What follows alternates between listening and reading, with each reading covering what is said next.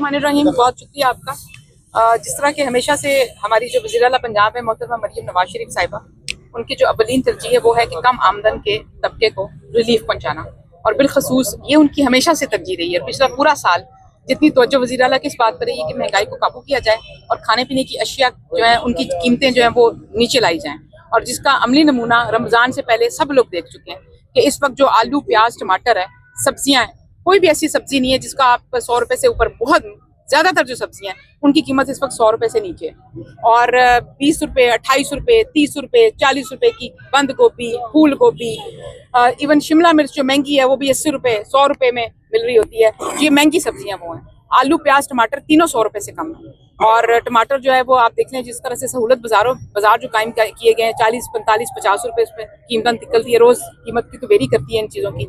जो आलू है वो 70 रुपए में, 55 में, 60 में मिल रहा होता है। प्याज 70, 75, 80 में मिल रहा होता है। इसके अलावा जो बाहर हमें जो बड़ी शिकायत भी मिलती है ना कि ओपन मार्केट में सब्जियां महंगी हैं, वो भी कोई सब्जी 100 रुपए से ऊपर नहीं होती। आप ही बता रहे होते हैं कि 70 वाला आलू 90 का मिल रहा है।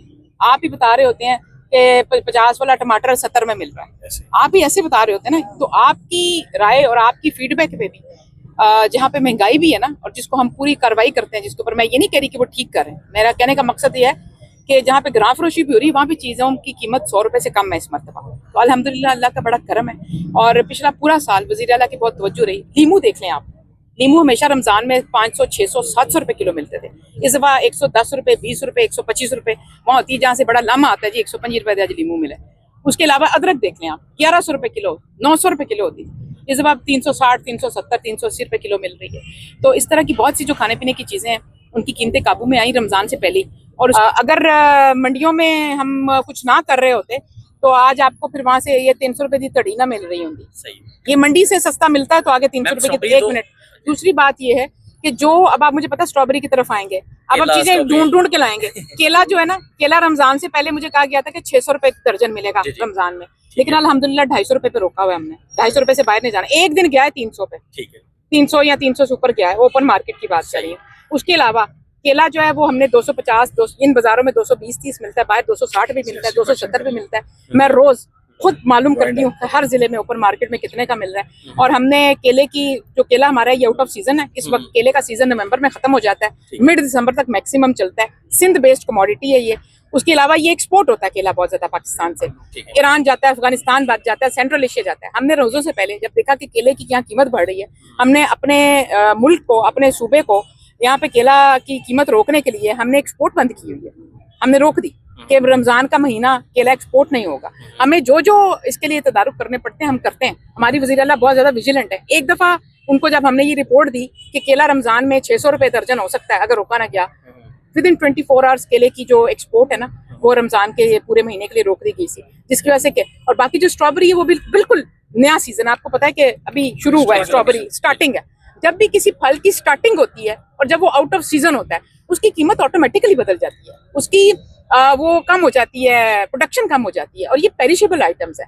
कुछ ऐसी चीजें होती हैं जैसे दालें हैं, चावल हैं, जो हम लंबी देर तक स्टोर कर सकते हैं। अब केला जो है वो 7 दिन स्टोर में रहता है, आप सबको पता है। स्ट्रॉबेरी स्टोर में नहीं रहती, वो डायरेक्ट आनी है, और वो उसका भी सीजन शुरू हो रहा है। यही हो सकता है ईद के बाद ये स्ट्रॉबेरी रुल रही होनी है रेडियो पे, इतनी सस्ती मिल रही होनी है। जैसे सेब है वो स्टोर का है, लेकिन होता क्या है, आपकी एक बात से मैं इत्तेफाक करती हूँ, अनफॉर्चुनेटली छोटी रेडी वालों को चलान किए जाते हैं, छोटी रेडी वालों को अब चलान नहीं होते उस तरह जैसे पहले होते थे। हमने चलान टारगेट खत्म किए हैं, हमें इस बात का पता है। रेडी बांध वाले को चलान तभी होता है जब वो क्या करता है कि वो सुबह जब आता है तो वो कहता है कि 300 रुपए, शाम को वही चीज 200 रुपए में करता है। उसने अपने रेट चलाए हैं कि शाम को जाने से पहले सस्ती कर दूं, सुबह लेट। हम उसे कहते हैं कि आप उसको एक रेंज पे रखो जिसमें आपका सारा दिन सामान निकले। सुबह इतना महंगा कर देता है उससे कोई खरीदता नहीं है, शाम को वो इतना सस्ता कर देता है कि उसको रोलता है, लेता कोई नहीं है। तो रेडी बांध और ऐसी देखें, ये सारी चीजें वक्त के साथ साथ हमें मैकेनिज्म डेवलप करने पड़ेंगे, चीजें ठीक करनी पड़ेंगी।